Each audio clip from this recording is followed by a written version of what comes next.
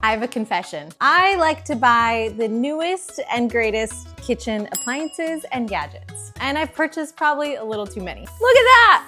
Look at that spray! It's amazing! But here's the good news. I've bought all of them so that you don't have to. I'm about to tell you out of 25 kitchen gadgets and appliances, which ones are worth the hype and which ones are not. For number one, let's start with the Almond Cow. Is it worth the hype? If you're not aware of the Almond Cow, what you do is fill up this center piece with any type of nuts, usually almonds, or a variety of nuts that you would like to make your nut milk. Then you'll close it up, place water inside, plug it in, and then all you need to do is push a little button here and it will make your almond milk. It's super simple. It's a lot easier than using a blender. However, ask me how many times I've actually used my Almond Cow. And the answer is maybe once, twice, maybe 3 times. It's probably time I give it to the Goodwill. Honestly, if you love making nut milks, then this is worth it, but I would just rather buy soy milk from the grocery store. Plus, I didn't want to waste all that almond meal that comes with making almond milk, and so I was making more cookies and other things, and it just was more work than it was worth. So Almond Cow, not worth the hype. But you want to know what is worth the hype? Silicone muffin tins. Holy cow, these are amazing. It makes any of the muffins just pop right out. You don't need to use the muffin liners. I absolutely love this thing. I have given away all of my other muffin tins to the Goodwill because this is now my absolute favorite. Which leads me to my next gadget. Ice cream scoopers. I love these 2 sizes. This one my mom gave me and it's the perfect size for cookies or for energy balls. This one I got on Amazon and I love the bigger size because it's perfect to scoop up my mixture for my muffins, put it right in. It makes it go super, super fast. So these 2 together save you a ton of time and cleanup. Worth the hype for sure. Next on my list, the Ninja Creami. I waited so long to buy this. I waited until Black Friday when it was on sale and I was so excited. And then I read the instructions. You have to fill up your ice cream mixture and let it freeze for 24 hours. I do not plan that far in advance. And then by the time you wait 24 hours and then, put it in here, hook it up, let it do its thing, you only have that much ice cream. That's not enough ice cream. Waited 24 hours for just that much ice cream, that's not much. Especially because all of my kids want to eat it with me. If you are single, if you don't have anyone else in your household, or maybe just one other person that you'll share your ice cream with, then the Ninja Creami is a great option. You can make high protein vegan ice cream. It has the perfect consistency. However, I don't think it's worth the hype and it's pretty darn expensive. Instead, go ahead and buy a Cuisinart ice cream maker. It is literally 1/4 of the cost and it makes 4 times more ice cream. So much more ice cream. Now you do have to plan in advance and you'll want to keep this in your freezer. So this does also have to be frozen at least 24 hours before you make ice cream. But the good news is you can just throw it in without thinking about the recipe, then make the recipe in your blender right before, take this out of your deep freezer, put the recipe inside. This will scrape it off the side to make it nice and creamy. Put the lid on, plug it in, and you'll have ice cream in 15 to 20 minutes.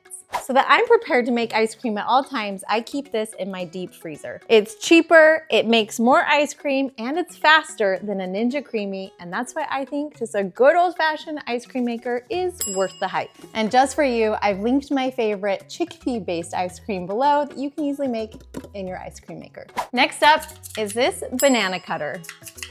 Now this banana cutter, it's really fun to use, but you have to be careful. For example, you want to make sure that you're not facing it down because otherwise, it will come towards you instead of straight down. And often, usually my banana pieces will fall on the floor. However, if you turn it around and if you're not careful, when you cut through, see how these things come up? In the past, I put my thumb here and cut my finger. So you want to make sure your fingers are out of the way, but it does chop a banana really small, really fast. You can also use this for strawberries. Same thing, make sure you're facing it not this way, but this way, and then make sure your thumb's out of the way. And boom, bada boom, you got some sliced strawberries. Is it worth the hype? Well, if you're cutting a lot of bananas, then yes, but otherwise it's actually kind of hard to clean. And considering the fact that I've cut my finger on it, even though it's super cheap, I wouldn't bother buying it. but the bananas do look really pretty. I mean, I guess you can just use a knife instead. My sister-in-law actually uses a sausage slicer for her bananas and strawberries. So maybe I should buy that one next time. No, I have bought way too many things. Next up is fermentation jars. I used these once to make a YouTube video out of it. And while it was delicious to make my homemade sauerkraut, and yes, it did taste a little better than the store-bought version, it took so long and it was on my shelf for forever. And honestly, probably did it wrong because there was a little bit of mold, but I haven't done it since. The jars come with an easy fermentation guide, and you still have to use your own jar, but these weights do make it a lot better so that everything stays submerged. But honestly, I don't put forth the effort. I don't make enough of fermented things to make this worth keeping. So I'll probably be sending this one to the Goodwill. It was fun to try it once, not worth the hype, unless you absolutely love your homemade sauerkraut. Next up is a bread maker. I absolutely love my bread maker. This has seen a lot of love, as you can tell. It's nice and used, and it just makes it so easy and quick to make delicious homemade bread. You can make seitan out of it. It is my go-to. My husband even likes to make bread out of it. It can only take an hour or up to 3 hours. I use this all the time, as you can tell by this well-loved recipe book.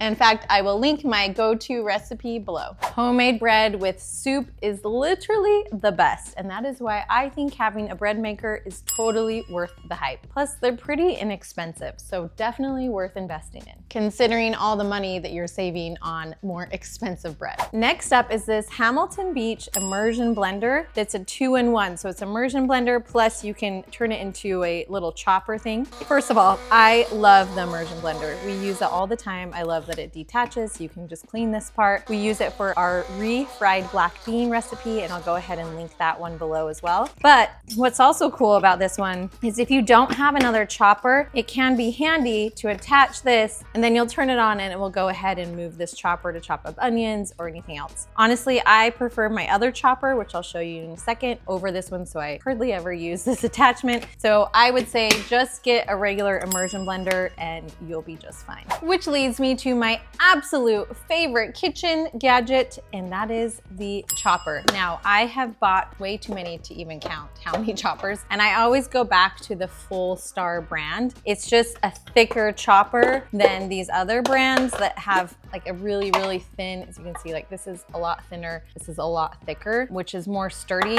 I chop everything in my chopper. Some people argue that it takes longer to clean this, but to me, cleaning this is so fast. I just use my brush, clean it out really quick, clean that out sometimes with a knife, a little brush, and then it's just worth saving all the time to chop my vegetables. So if you've seen any of my videos before, you see that I use this all the time, the Full Star brand. Now, what I do like about these cheaper choppers is a lot of times they come with a mandolin. And so it has been worth it to me to keep one of my old cheaper choppers just to have a mandolin on hand when you want to slice something really thin. And my absolute favorite thing is this.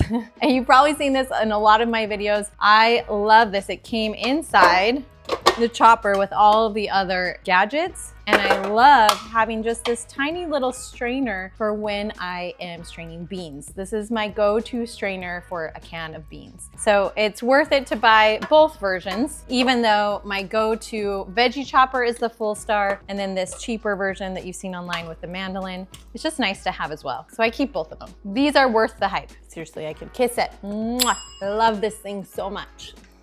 So the little strainer is my favorite for cans of beans, but my favorite strainer for pasta is this guy. I love that it comes out, push down, and then all of my pasta drains out. I'm sure you've seen this in many of my videos before, but this is just my go-to because it can hold a lot of food, and usually I'm making a lot of food for my family.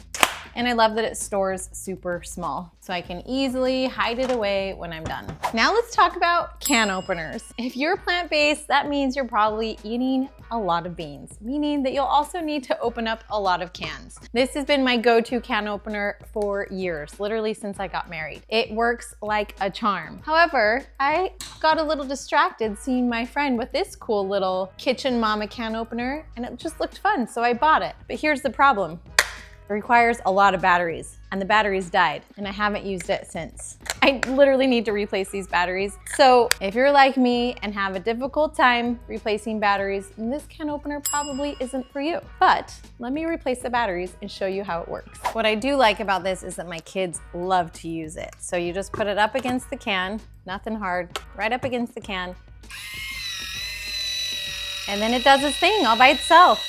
And I like that it takes the whole tin off. And so if you have extra beans, you can just store it and put the top right back on really easily. So if it's worth the batteries to you, this is definitely worth the hype. It's fun for the kids to be able to use it and to be able to store my half-open cans of beans in my fridge easily. Hey, real quick, have you read the book, How Not to Die? If you haven't, or if you haven't, just want a refresher without having to read the whole thing, I've got you covered. I spent weeks combing through this entire book, pulling out the most practical applications so that you know exactly what foods to eat to avoid which diseases. It's an easy Cliff Notes version that you can read through this afternoon. If you want it, just click on the link below and I will send it right to your inbox. Trust me on this, it will save you so much time. I love Dr. Greger, but he just has a lot to say. Next up is this really cool avocado cutter, which is hard to clean. As you can tell, it's kind of gross for my kids. Next is this really cool avocado cutter. Okay, all I have is a rotten old avocado to show you how this works, but that's okay, so bear with me. But I love this avocado cutter because you cannot cut your hand. Like, this alone is worth it just for my kids, for me, to not be opening an avocado and slicing your hand off. So to me, this is totally worth the hype. But what you'll do is you'll take the sharp side to cut into the skin, and I go, this is gonna totally be rotten when we open it. See, how bad is it? Woo, it's pretty bad. But then the cool thing is you'll use this part of it to take out the seed, which for me is really easy because this is so rotten. And then you'll take this part to scoop out and slice this rotten avocado. I'm gonna throw this away, but normally it's so great that it's sliced, it's ready to go. This is totally worth the hype. And now I'm throwing it away.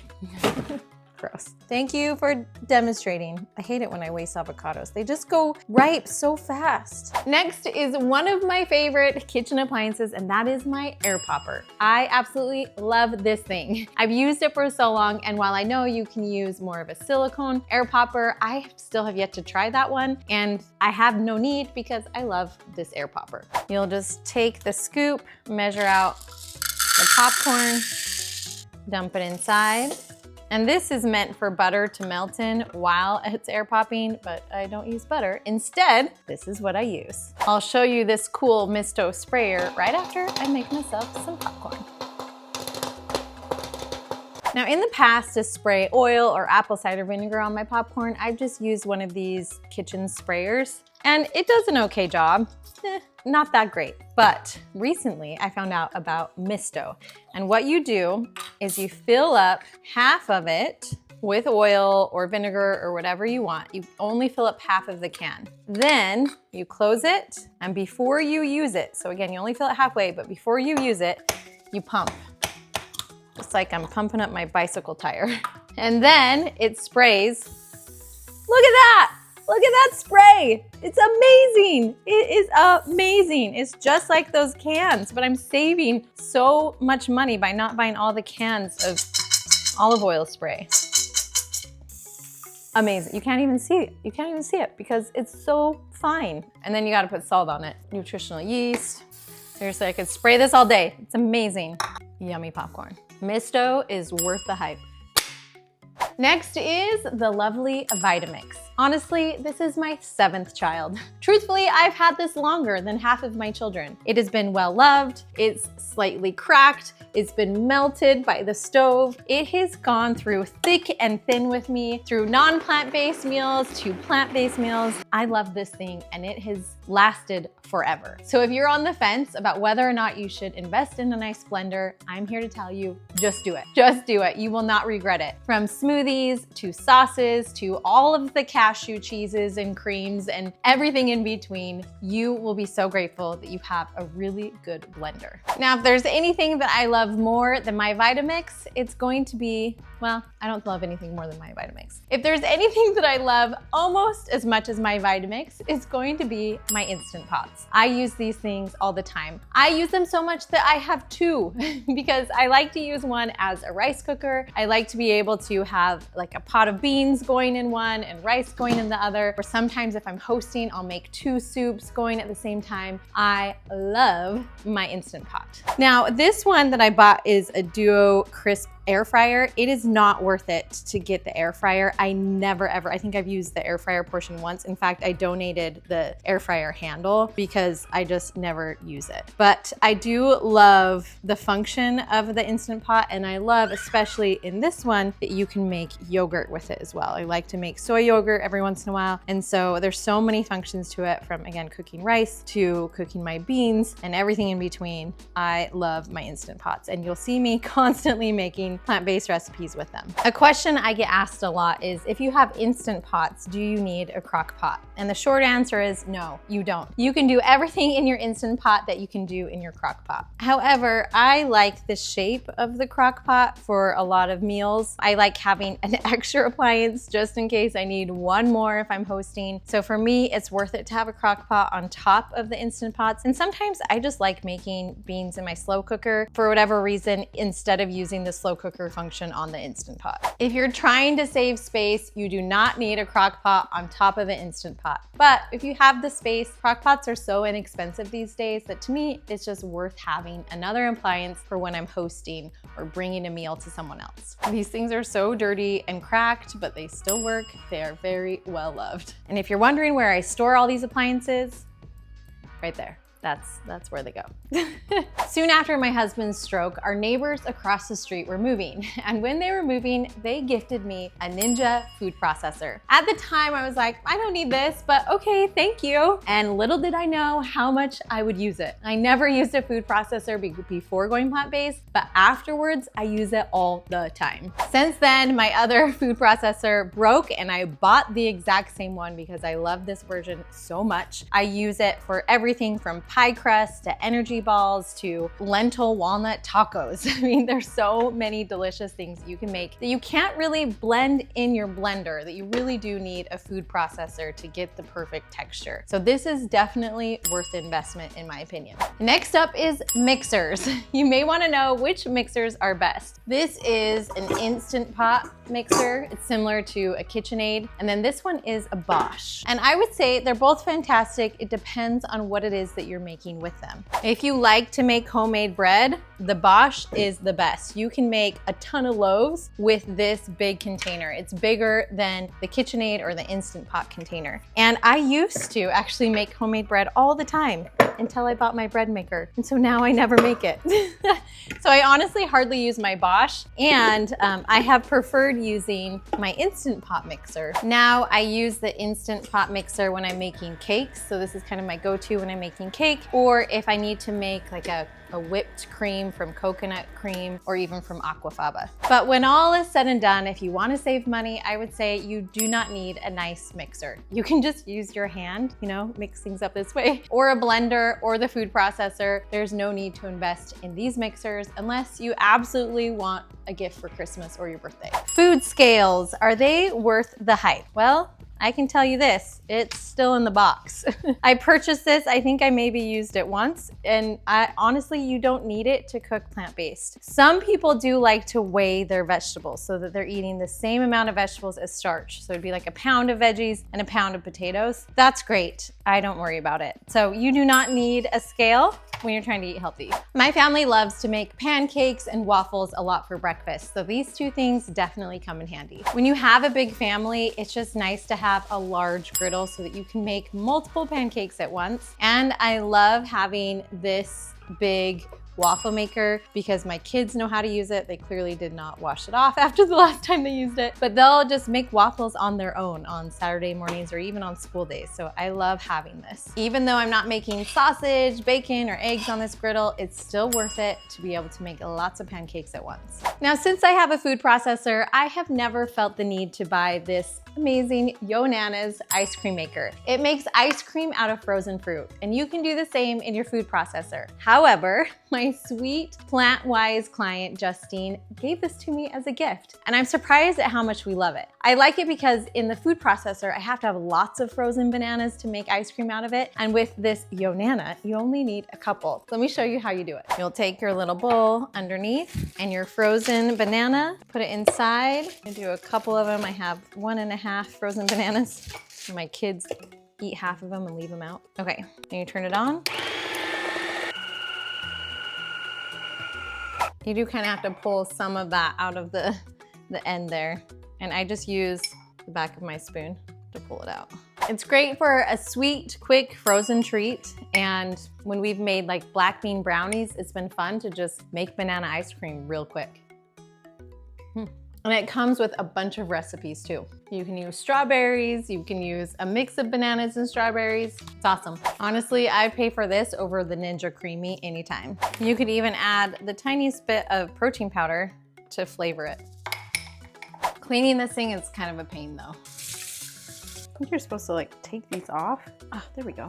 Ah, there we go. I don't think I cleaned this properly the last couple times. Oh my gosh, look at all that. Take it apart. Look at all that ice cream that was in there. I didn't even know. Oh wow. Take it apart, get all the ice cream out. You'll get a lot more bananas. Now I know. Now my next kitchen gadgets have a lot to do with my other obsession, which is collecting different healthy forms of tea and mushroom tea. Now I'm not a coffee drinker, I do not drink black tea, but I do love to drink herbal tea. Here are just some of my favorite types of tea that I'll drink at night to calm down. I'm also really into drinking adaptogens and mushrooms, and sometimes when I need a little bit more energy, I like using cocoa for energy or even yerba mate for energy. This is my favorite flavor of yerba mate. It tastes like lemons, which is so good. But if you like the classic stuff, you can go here too. Now, when you get into drinking all of these delicious drinks, it's really nice to have a frother to mix it up. It makes a huge difference, especially with all of these cocoa powders. And then for things like Creo Brew or this rasa, these are cocoa beans. And so similar to coffee beans, you don't want to drink that powder. You'll need to use a French press. So I just have this little mini French press for me, which I love having, or you can put the grinds in this little thing and then just place it in hot water, mix it up, and then you have your tea. Both cocoa beans and yerba mate have what's called theobromine, which is a more calming type of energy. So instead of coffee that gives you a big energy boost and then a crash, this theobromine is a little bit more calming and lets you down a little bit gentler. I drink these in hot water with my little gadgets, and then you don't really even need a frother for the mate, and I usually drink this with cold water. And I will link it below. I clearly have a problem. This is also so good. It's also nice to have a French press for just loose tea like this too. And last but not least, we have our juicer and our dehydrator. Are these appliances worth the hype? I honestly don't know, because while I have them, I have never used them. For one, the juicer, I heard that the best one was the masticating juicer, and I bought it and it's just sat in my cupboard. I have yet to juice. I just feel overwhelmed with the cleanup and not knowing what to juice. Do I just start with celery juice? I don't know. Feel free to leave comments below and give me your best recipes. And same thing with this dehydrator. It was given to me as a gift, and I just don't know what to make with it yet. So feel free to leave some of your favorite dehydrating recipes below. I would love to try it out. If you liked this video and you're a little bit of a hoarder like I am, then make sure to watch my food storage video next. You'll love that one too.